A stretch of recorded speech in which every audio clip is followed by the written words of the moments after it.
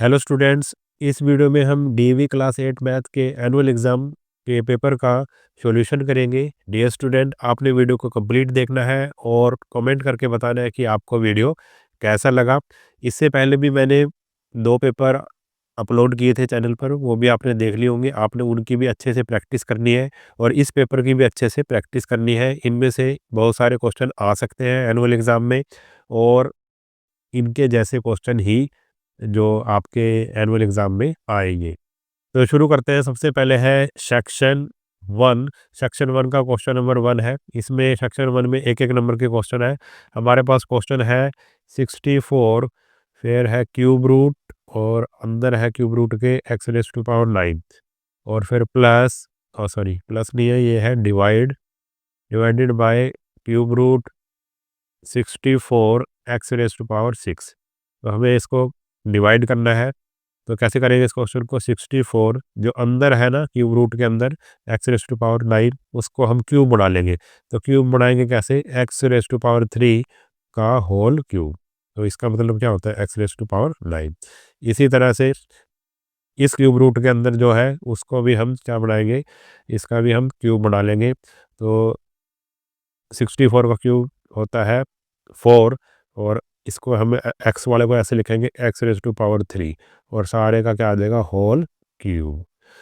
और अब आपको पता है क्यूब से क्यूब रूट कट जाता है, क्यूब से क्यूब रूट कट गया, इधर भी क्यूब से क्यूब रूट कैंसिल हो गया। तो हमारे पास क्या बचा? हमारे पास बचा 64 और 64 एक्स क्यूब और इधर हमारे पास बचा है 4 एक्स स्क्वेयर। ठीक है। अब 64 एक्स क्यूब को हम डिवाइड कर देंगे 4 एक्स स्क्वेयर से। 64 को जब हम कैंसिल करेंगे 4 से तो आएगा 16 और एक्स क्यूब को जब एक्स स्क्वेयर से डिवाइड करेंगे तो हमारे पास आएगा एक्स। तो यही हमारा क्या आ गया? आंसर आ गया। तो इस तरह से आपने ये क्वेश्चन करना था। अब इसका देखते हैं हम next question. Question number 2। In word quadrilateral which letter shows the rational symmetry of order more than 1। ये जो वर्ड है क्वाड्रिलेटरल, इसमें ऐसा कौन सा लेटर है जिसमें रोटेशनल सिमेट्री है ऑर्डर 1 से ज़्यादा की? तो वो लेटर क्या है? वो लेटर होगा आई। ठीक है, वो लेटर क्या है? आई। इसका आंसर है क्वेश्चन नंबर 3 है। सिंप्लीफाई करना है हमने इस क्वेश्चन में। ठीक है, सिंप्लीफाई ये हमें दिया हुआ है, इसको हमें सिंप्लीफाई करना है। तो हमारे पास है 125 रेज़ टू पावर 1/3। तो इसको अगर 125 को मैं क्यूब में लिखूं तो कैसे होता है? 5 का क्यूब हो जाएगा ये और रेज़ टू पावर 1/3 प्लस 2, ये ब्रैकेट कर दी हमने बंद।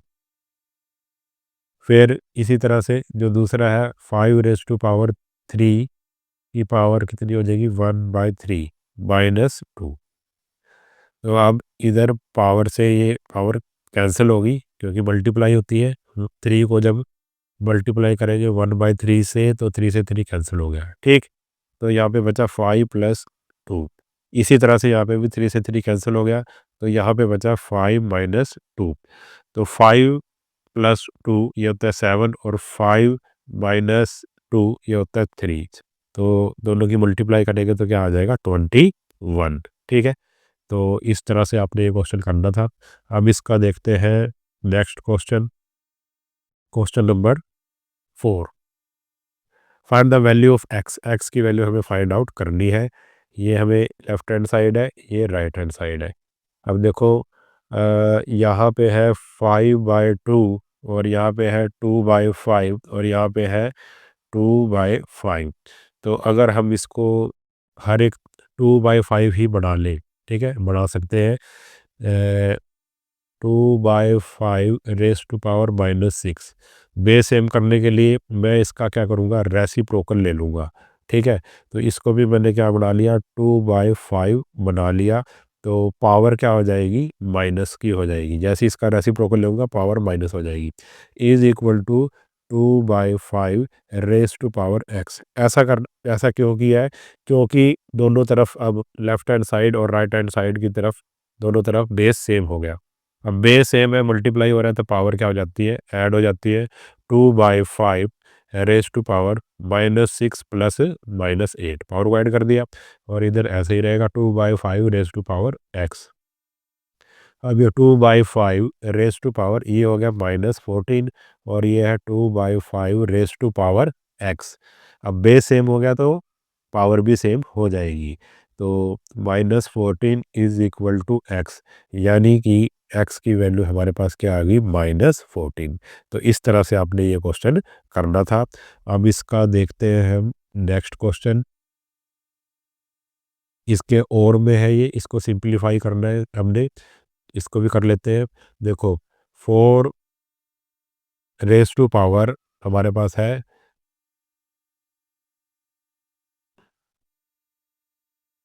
तो हमारे पास है 4x raise to power 1/5, 6x raise to power 4/5 और 5x रेज टू पावर 0। ठीक है, तो हम क्या करेंगे, पहले 4 और 6 की कर देंगे मल्टीप्लाई, 4 6 और 5 की मल्टीप्लाई कर देंगे। 4 6 और 5 की मल्टीप्लाई की तो हमारे पास आया 120। अब हमारे पास है x रेज टू पावर 1/5 और x raise to power 4/5, base same है तो पावर क्या हो जाएगी, ऐड हो जाएगी। 1/5 प्लस 4/5, और यहाँ पे जो x था उसकी पावर 0 थी, यानी कि मल्टीप्लाई 1 करना है करो, नहीं तो ना करो इसको। ठीक है, अब यहाँ पे एलसीएम ले लेंगे। 120 एक्स की पावर, जब इन दोनों का एलसीएम लिया तो हमारे पास आया 5/5। तो 5 से 5 हो जाएगा कैंसिल, तो बचेगी पावर 1, लिखने की ज़रूरत नहीं है। तो यही हमारा क्या आ गया, आंसर आ गया। ठीक है, तो इस तरह से आपने ये क्वेश्चन करना था। अब इसका देखते हैं हम नेक्स्ट क्वेश्चन। अब नेक्स्ट है क्वेश्चन नंबर 5, हमने डिवाइड करना है -45 x² y divided by √3 x y²। ठीक है, तो -45 को मैं कैसे लिख सकता हूँ, -15 मल्टीप्लाई 3, -45 ही मतलब होता है इसका। और x² को लिख लिया मैंने x इंटू एक्स, और y तो वही था, और नीचे √3 multiply x multiply y multiply y. ठीक है, तो x से तो x हो गया कैंसिल, और ठीक है, और y से हो गया y कैंसिल। ठीक, तो अब ऊपर देखो क्या बचा, माइनस का 15, और √3 को मैं ऐसे लिख सकता हूँ, √3 मल्टीप्लाई √3, क्योंकि √3 और √3 की मल्टीप्लाई 3 होती है। और यहाँ पे ऊपर बचा है हमारे पास x, और नीचे है √3 और मल्टीप्लाई वाई।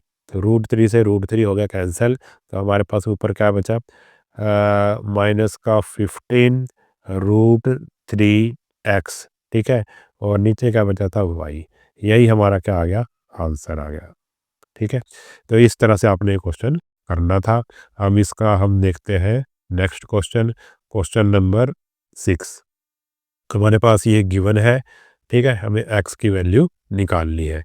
तो हमारे पास है 8436 divided by √x is equal to 84.36।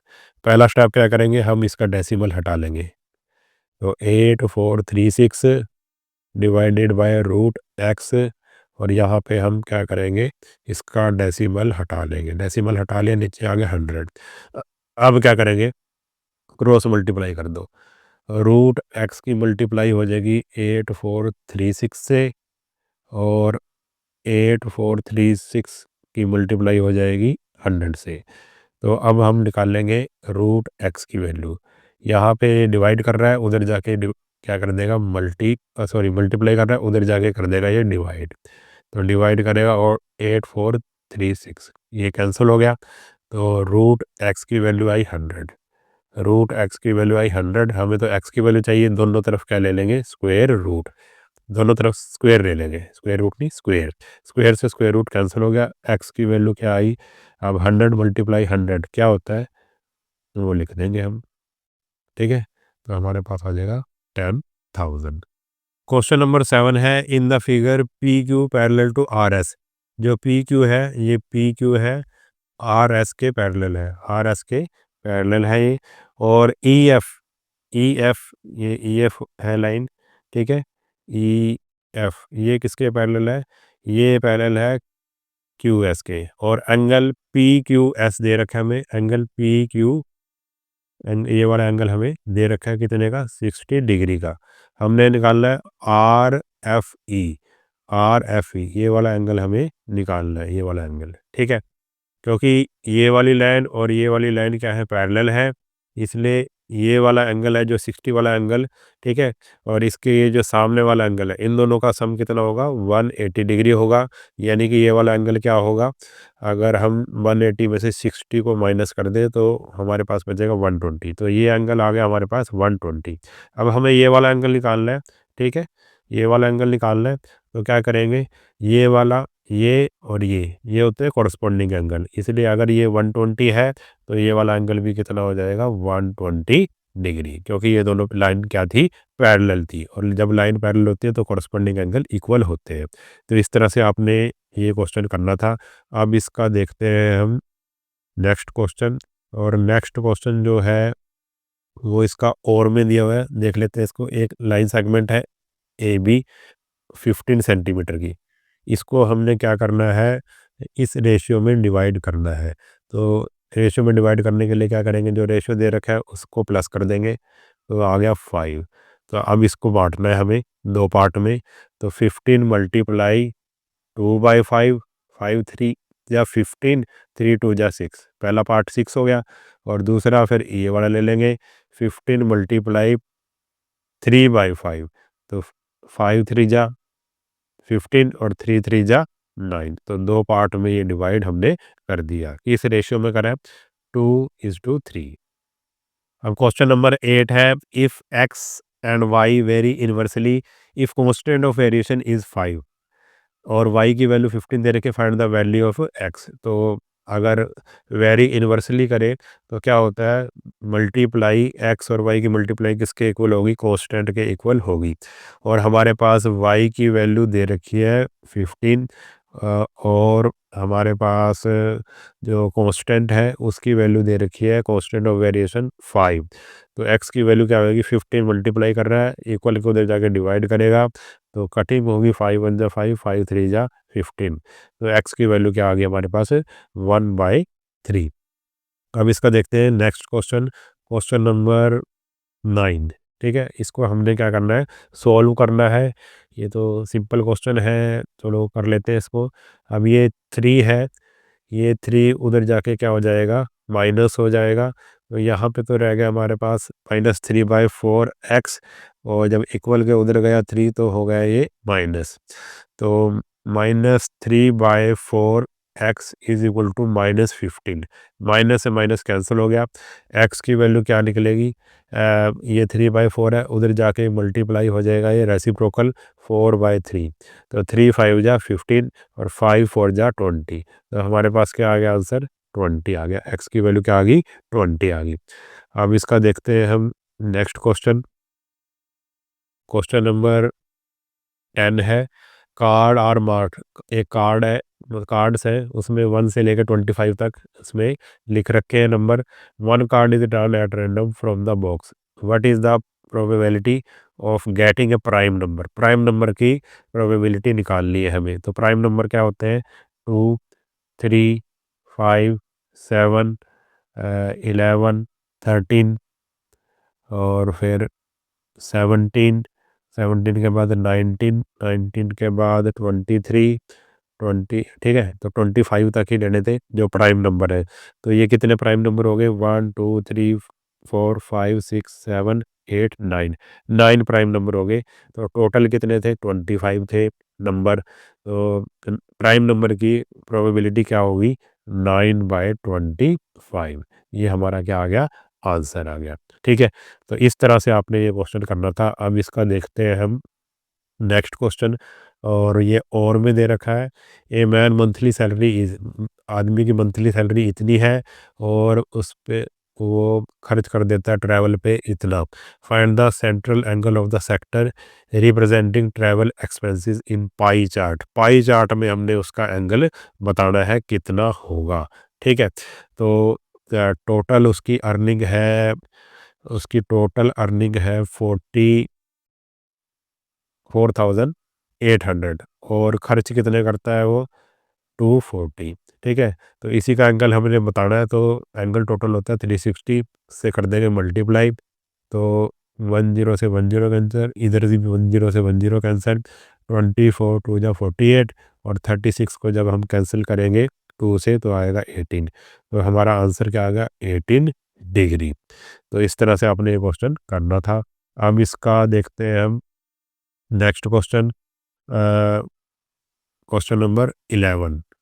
After allowing a distance discount of 20% on the mark price of an article, it is sold for 480, find the mark price of the article। हमें mark price निकालना है article का। ठीक है, तो अब discount दिया गया है, 20% का डिस्काउंट दिया गया है। तो अगर हम मार्क प्राइस को मान लें कि मार्क प्राइस था 100, तो डिस्काउंट परसेंटेज कितनी थी 20%, तो यानी कि डिस्काउंट कितना दे दिया 20 रुपीज़ दे दिया।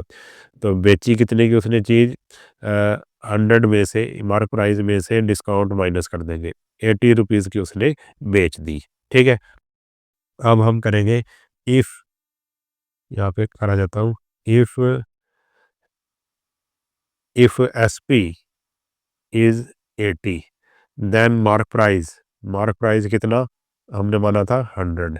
If selling price is 1 then mark price हो जाएगा 100/80। और इफ एस पी इज 480 दे रखा है, तो मार्क प्राइस कितना हो जाएगा, मार्क प्राइस हो जाएगा 100/80 मल्टीप्लाई 480। 0 से 0 कैंसिल, 8 6 जा 48, तो ये आ जाएगा ₹600। ठीक है, तो इस तरह से आपने ये क्वेश्चन करना था। अब इसका देखते हैं हम नेक्स्ट क्वेश्चन। क्वेश्चन नंबर है हमारे पास 12, क्वेश्चन नंबर 12 है, फाइंड द प्रोडक्ट। इसका प्रोडक्ट हमें निकालना है, इन तीनों का प्रोडक्ट मल्टीप्लाई करने हैं इन तीनों को। देखो ये दोनों बन रहा है फार्मूला a+b और a-b, ये होता है a² माइनस b², फार्मूला लगा दिया और इसकी मल्टीप्लाई इसके साथ थी x² प्लस y²। अब ये भी फार्मूला बन गया a+b a-b, ये भी क्या होता है a² माइनस b²। तो x⁴ और y⁴। तो इस तरह से आपने ये क्वेश्चन करना था। ठीक, अब नेक्स्ट क्वेश्चन है इसका, ये रेक्टेंगल की लेंथ और ब्रेड्थ है, रेक्टेंगल का एरिया निकालना है, यानी कि हमें इन दोनों की क्या करनी है मल्टीप्लाई करनी है। जब x की मल्टीप्लाई x से करेंगे तो आएगा x², जब x की मल्टीप्लाई -4 से करेंगे तो आएगा -4x, और 3 की मल्टीप्लाई -3 की मल्टीप्लाई x से करेंगे माइनस का 3x, और -3 की मल्टीप्लाई -4 से करेंगे तो प्लस का 12। क्योंकि जो एरिया ऑफ रेक्टेंगल क्या होता है, वो होता है लेंथ मल्टीप्लाई ब्रेड्थ, इसलिए हमने इन दोनों की मल्टीप्लाई की है। तो क्या आएगा x² माइनस का 4x और माइनस का 3x, ये हो जाएगा माइनस का 7x और प्लस का 12। ये हमारे पास क्या आ गया, एरिया ऑफ रेक्टेंगल आ गया। एरिया को हम हमेशा किस में लिखते हैं, स्क्वायर यूनिट में लिखते हैं, स्क्वायर यूनिट्स। तो इस तरह से आपने ये क्वेश्चन करना था। अब इसका देखते हैं हम नेक्स्ट क्वेश्चन। क्वेश्चन नंबर हमारे पास है क्वेश्चन नंबर 13। क्वेश्चन नंबर 13 में क्या है, name 2 dimensional geometrical figure having an angle of rotation 90, जिसका एंगल ऑफ रोटेशन क्या हो 90 हो। ठीक है, 2 डायमेंशनल ज्योमेट्रिकल फिगर आपने बतानी है, तो वो क्या हो जाएगी, उसका आंसर हो जाएगा हमारे पास square.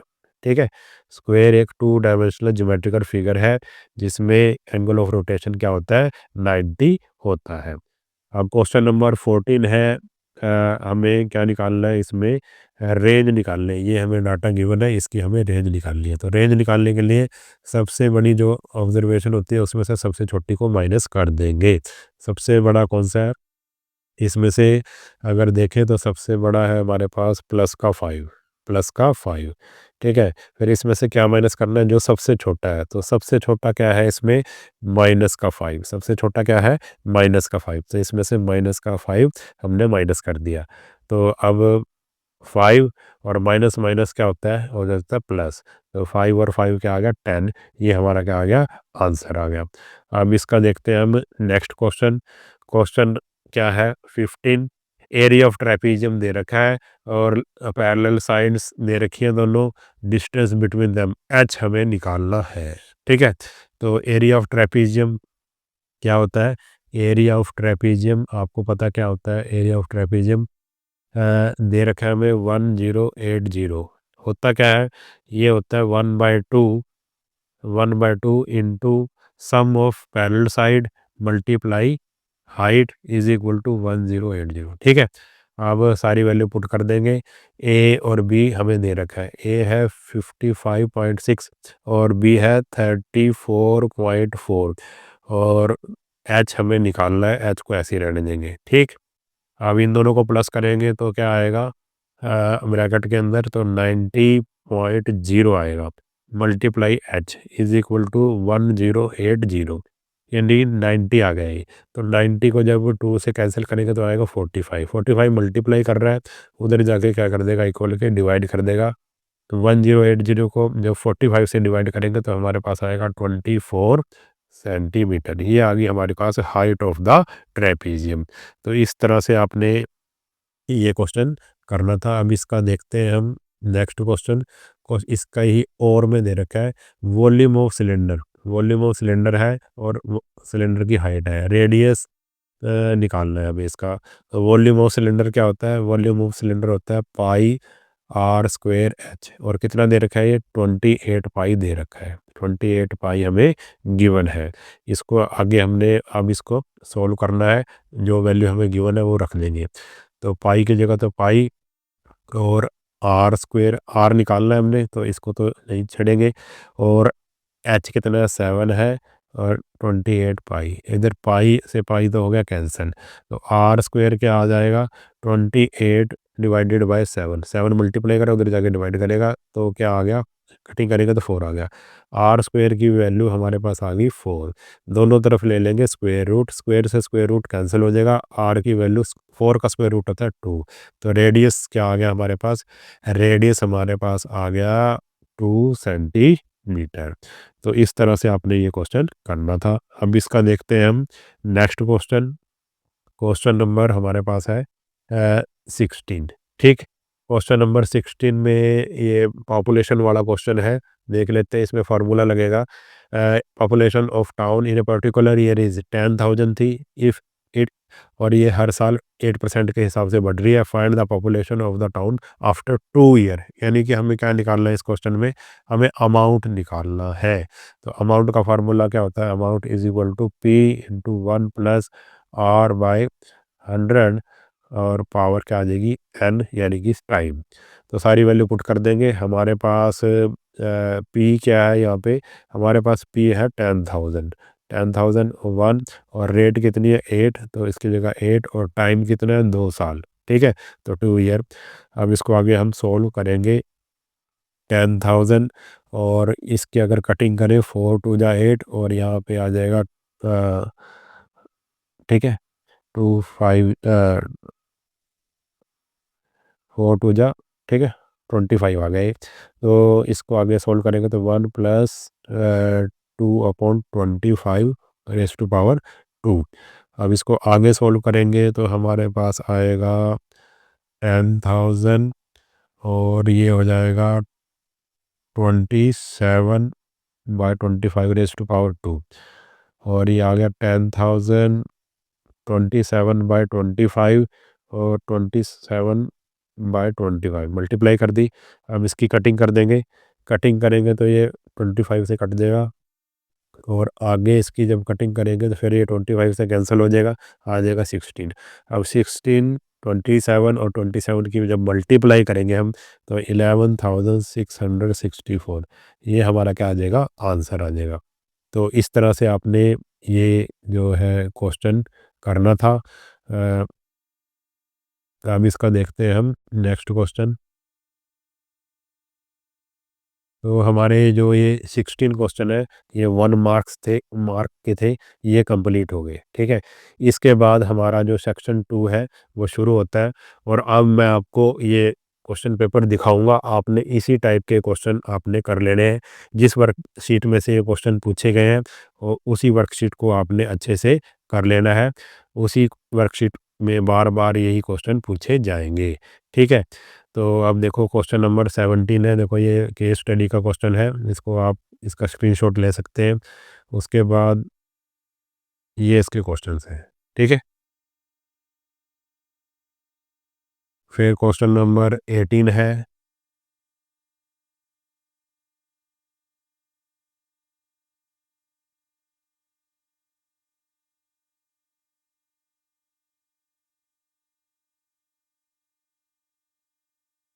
Question number 19।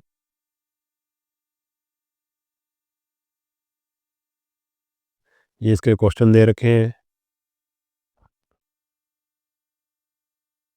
Question number 20।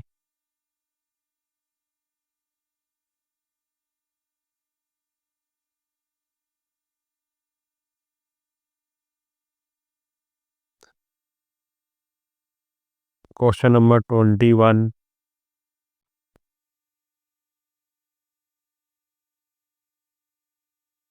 Question number 22। Question number 23।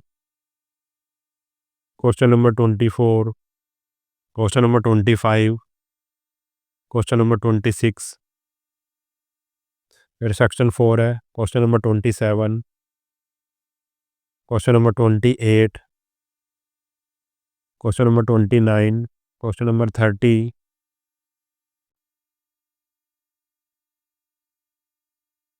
Question number 31। Question number 32। फिर ये और बड़ा क्वेश्चन है। Question number 33। सेक्शन 5 का question number 34। Question number 35। Question number 36। तो इस वीडियो में इतना ही। जो ये क्वेश्चन पेपर है मैंने आपको दिखाया है, इसकी अच्छे से प्रैक्टिस कर लेना। अगर वीडियो आपको अच्छा लगा है तो चैनल को सब्सक्राइब कर लेना और वीडियो को अपने सभी दोस्तों के साथ शेयर ज़रूर कर देना। मिलते हैं नेक्स्ट वीडियो में, तब तक के लिए नमस्कार।